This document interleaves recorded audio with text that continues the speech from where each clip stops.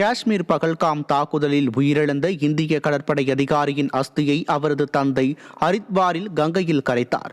கடந்த 22ஆம் தேதி தீவிரவாதிகள் நடத்திய துப்பாக்கிச் சூட்டில் இந்திய கடற்படை அதிகாரி லெப்டினன்ட் வினய் நர்வால் உட்பட 26 பேர் உயிரிழந்தனர். இந்திய கடற்படை அதிகாரி வினய் நர்வாலுக்கு திருமணமாகி 6 நாட்களில் உயிரிழந்த சம்பவம் பெரும் துயரத்தை ஏற்படுத்தியது.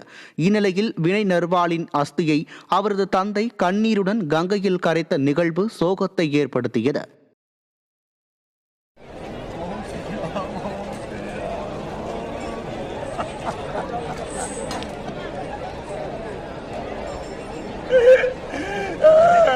புதுவையில் அடுத்த ஒரு வாரத்திற்கு ஒரு சில இடங்களில் மழையும் வெப்பநிலை அதிகரிப்பும் காணப்படும் என வானிலை ஆய்வு மையம் தெரிவித்துள்ளது.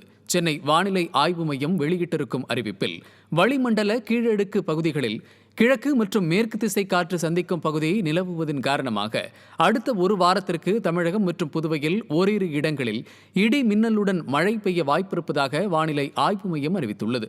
மேலும் வெப்பநிலையை பொறுத்தவரை ஒரு சில இடங்களில் அதிகபட்சமாக 3 டிகிரி செல்சியஸ் வரை வெப்பநிலை உயரக்கூடும் என அறிவித்துள்ளது. மேலும் தமிழக கடலோர பகுதிகளில் மீனவர்களுக்கு எச்சரிக்கை ஏதும் இல்லை என அறிவிக்கப்பட்டுள்ளது. அதே சமயம் அரபிக்கடல் ஒட்டிய பகுதிகளில் 26ஆம் தேதி 55 கிலோமீட்டர் வேகம் வரை காற்று வீசக்கூடும் என்பதால் அப்பகுதிகளுக்கு மீனவர்கள் செல்ல வேண்டாம் என அறிவுறுத்தப்படுவதாக வானிலை ஆய்வு மையம் தெரிவித்துள்ளது.